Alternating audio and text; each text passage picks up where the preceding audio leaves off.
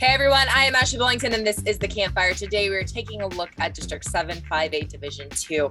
After realignment, this district consists of Crandall, Denison, Greenville, Lovejoy, Melissa, Mesquite Poteet, Princeton, and Terrell. Lovejoy enters this district with a record of 25-3 over the last two seasons. So you all know eyes will be on them. Let's start things off by analyzing these teams in our film session. Lovejoy will be the favorite in this district because they have played in the last two regional finals. Coach Chris Ross has his Leopards air attack on point. And this year, junior quarterback Alexander Franklin will have plenty of options once again. That includes Kyle Parker, Jackson Lavender, and newcomer of the year, Parker Livingston. The defense will also be dangerous with lots of experience returning, including junior Peyton Pierce. Melissa moves up to 5A and also returned top-notch wide receiver Jacob Fields and Javion Smith, along with one of the best defensive linemen in the state, Nigel Smith. Crandall may have the best athlete in the district in Samuel Omasayo, and also brings back first-team all-district running back Christopher Abram. Mesquite Poteet found a lot of success in their DISD district last year, but could find some rough footing with their new district foes. Denison was a playoff team last year, but with graduation of star running back Jadarian Price, they'll have to regroup on offense. Terrell also is coming up from 4A and will hope sophomore sensation Drayden Fulbright will build on his offensive newcomer of the year honors last year. Princeton and Greenville will look to improve on subpar years. November 3rd is the date circled in my calendar. That's when Lovejoy meets Melissa. And that one should be intense. All right, let's dig even deeper into 758 Division 2 as we bring in our Inside High School Sports Insider, Matt Diggs, along with producer Ward Fasold for our district breakdown. All right, district breakdown time. Look who's with us. It's my main guy, Diggsy. We're talking 758 Division 2, finishing up our 5A coverage with a district which has been dominated by the Lovejoys of the world, and they're back in it, but they got some new foes in this district. So how do you think this thing's going to play out? The Lovejoys of the world. Yeah, I love how you make that plural. I talk about how excited I get about some of these districts and some of the battles and some of the subplots of each of these things, and I don't think we're really going to have much of a subplot at the top. And we talk about tiers, and I know I sing the song about tiers.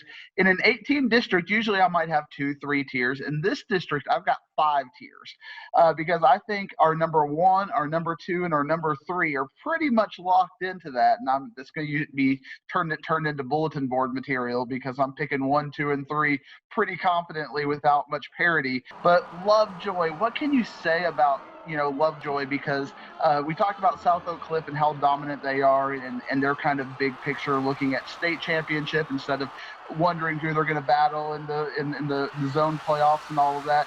For Lovejoy, I feel like when they're looking at things, it's kind of region focused as well. Is this Lovejoy team good enough to finally overcome South Oak Cliff?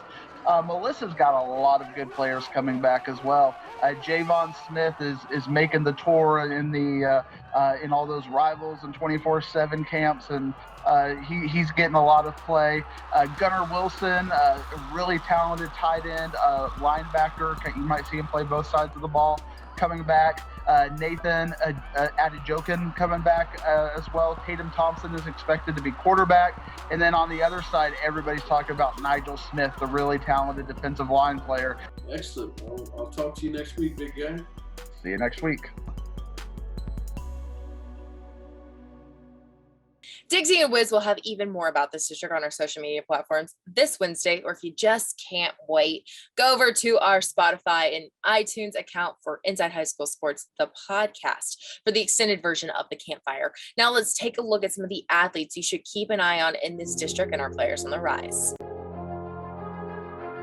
At Crandall, Samuel Omasayo is listed as an athlete, and that's exactly what he is. He was the co-offensive player of the year in his district last year as he caught 42 balls for 811 yards and 7 scores. But it's his defensive play that his colleges falling all over themselves.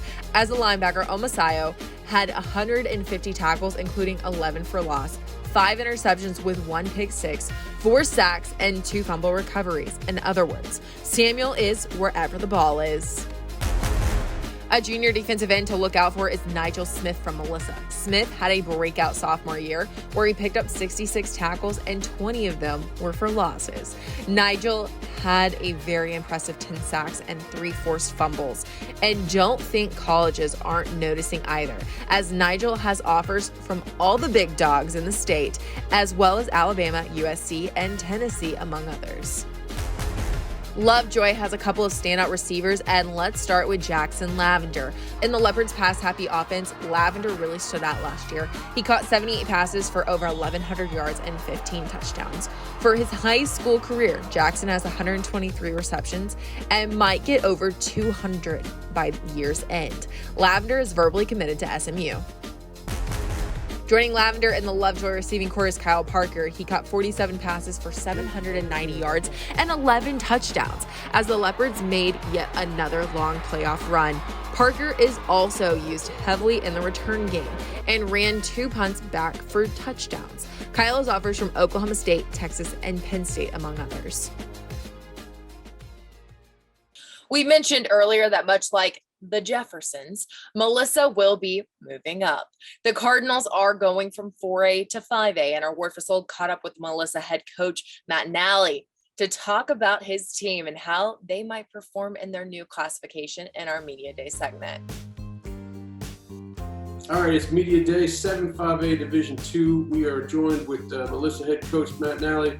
Coach, talk about, I've talked to 2 other coaches this year about moving up from 4A to 5A, and obviously the one of the bigger challenges is the numbers game and trying to match up with some of the 5A talent or 5A numbers that are up there. But I'd like to hear from you. Besides that, what would be one of your biggest challenges about moving up from 4A to 5A? To kind of answer your question, but backwards and forwards is, football is football. So, people are going to run the same plays, same schemes and things like that. So the football aspect, like I said, it doesn't matter what division or classification you're in. Football is football. People are going to run power. People are going to run, a variation of quarters, yada. Football is football.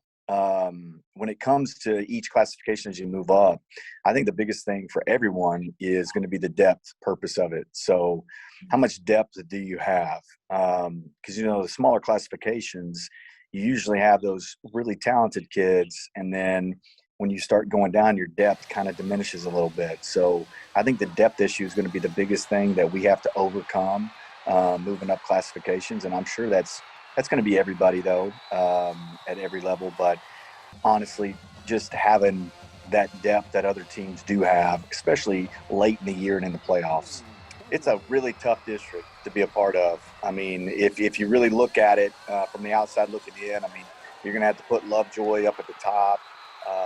And then you got some really, really talented kids playing in a really great coached district. So, it'll be a fun district to be a part of, and I hope there at the end, here in Melissa, our expectations are always high, and it's about winning the district championship. It's about winning the regional championship, and it's about winning the state championship. So that's going to be our expectations, and that's how we're going to fight through it. I want to wish you good luck. Thank you very much for joining me today, and good luck in this new district. I really appreciate it. Thank you so much for having me. We will post the entire interview on all of our social media platforms this Friday. Or like I said earlier, if you have to listen to the extended version now, hop over to iTunes or Spotify to Inside High School Sports DFW to listen to the extended version of the Campfire. That's going to do it for this week's show. And that's going to do it for 5A. Next week, we start going through our 6A districts, and we start with 3-6A, where everyone will be chasing the Trinity Trojans. You can keep up with everything on the high school football scene on our Facebook, Twitter, YouTube, and Instagram accounts. Until next time, I'm Ashley Bullington, and thank you for watching The Campfire.